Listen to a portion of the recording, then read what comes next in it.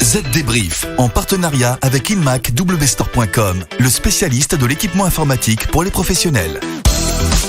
Hello tout le monde, nous voilà de retour avec Estelle pour votre podcast dédié à la transformation numérique. J'ai nommé le Z-Débrief. Salut Estelle. Salut David, salut tout le monde. Alors de quoi allons-nous parler en ce début d'été ? Eh bien tout d'abord de la conférence développeur Apple, la WWDC, et de cette annonce majeure, le passage à ARM, une nouvelle architecture processeur pour les Mac. On enchaînera avec un premier bilan de l'application Stop Covid, l'application française destinée à lutter contre la Covid. Un bid, un succès, nous allons creuser un peu. Ensuite, il sera question d'un concours lancé par Sony. L'objectif, démasquer les bugs sur la console PlayStation 4 et rémunérer les hackers qui détectent les failles. On parlera aussi d'un autre concours, mais de puissance informatique et de la victoire écrasante du supercalculateur Fugaku, annoncé en début de semaine. Enfin, notre rubrique pratique sera dédiée au retour au bureau en toute sécurité après des semaines de télétravail. Voilà le programme du Z-Débrief, alors c'est parti. Les dernières infos. Alors David, notre spécialiste Apple, dites-nous tout. La marque à la pomme a fait de sacrées annonces cette semaine. C'était la première conférence virtuelle Apple et l'entreprise a annoncé une révolution.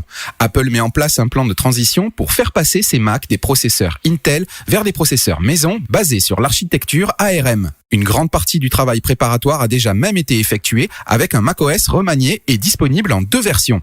Apple met aussi à disposition des développeurs un Mac mini pour commencer à développer des logiciels pour cette nouvelle architecture. Si j'ai bien compris, alors il s'agit d'un kit de transition pour les développeurs afin de préparer la communauté à ce passage au processeur Apple. C'est ça. Et cette transition des Mac basés sur Intel vers le silicium d'Apple devrait prendre 2 ans. Le support produit, lui, sera plus long. À noter que macOS ressemble de plus en plus à iPadOS et iOS. Normal, les processeurs pour iPhone et iPad sont déjà basés sur ARM. La fusion des systèmes d'exploitation a donc commencé et le passage vers les processeurs Apple ne devrait qu'accélérer ce processus. On parle maintenant de l'application Stop Covid, déployée sur une base volontaire en France au début du mois. Elle devait permettre de savoir s'ils ont été en contact avec une personne infectée par la Covid. Après 3 semaines de production, les premiers chiffres sont tombés.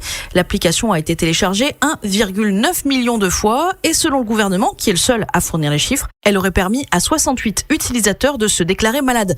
De quoi notifier à 14 personnes qu'elles avaient été en contact avec des personnes contagieuses. Pour paraphraser mon auteur préféré, beaucoup de bruit pour rien. Vous aimez Shakespeare, David ? Je savais pas. Bref, Cédric O, le secrétaire d'État en charge du numérique, a même avoué que de plus en plus de personnes désinstallaient l'application de leur smartphone. Mais le solde d'installation reste, dit-il, positif. À l'avenir, le gouvernement veut lancer des enquêtes pour connaître les raisons du rejet par les Français. 68 utilisateurs, c'est peu. Il entend aussi faire une promotion ciblée de Stop Covid à une échelle régionale en fonction de la localisation des nouveaux foyers d'épidémie, les fameux clusters. Une appli à suivre ou pas. La chasse aux bugs est donc ouverte chez Sony. Oui David, l'entreprise japonaise vient de lancer un bug bounty sur PlayStation. Le défi, découvrir des bugs sur sa console PlayStation 4, son système d'exploitation, ses accessoires, mais aussi sur PlayStation Network et les sites web connexes. Et ça rigole pas puisque la société prévoit de payer les chercheurs en sécurité entre 100 et 50 000 $ pour signaler les vulnérabilités. Sony est la dernière des 3 grandes sociétés de jeux vidéo à lancer un programme officiel de bug bounty.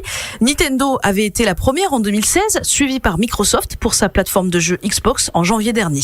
Ok, mais si Sony est la dernière à participer, elle arrive avec les poches pleines. Microsoft et Nintendo proposaient 20 000 $, Sony 50 000 $. En même temps, elle a tout intérêt à le faire. Souvenez-vous, on en a parlé récemment dans le Z-Débrief, Sony est régulièrement victime de pirates informatiques qui ciblent les comptes de joueurs de jeux et cela s'est produit en début d'année pour 300 000 de ses comptes. Créez et collaborez avec le ThinkBook de Lenovo. Le ThinkBook révolutionne votre environnement de travail en alliant flexibilité, technologie et sécurité. Son design fin et léger vous offrira un confort de travail en toutes circonstances.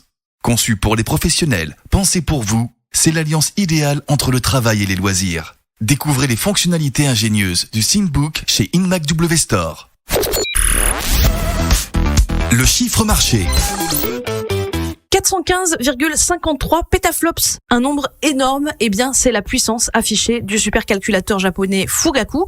C'est le nouveau bébé de l'Institut public de recherche Raiken et Fujitsu. L'ordinateur le plus rapide du monde est donc désormais japonais et porte le même nom que celui du mont Fuji. Il affiche une vitesse de calcul de 415 millions de milliards d'opérations à la seconde. Il est du coup 3 fois plus rapide que le supercalculateur américain Summit qui occupe la seconde marche du podium des supercalculateurs. Ah oui, ça rigole pas. D'autant que Fugaku s'est également installé en tête d'autres classements qui permettent d'évaluer les performances des supercalculateurs.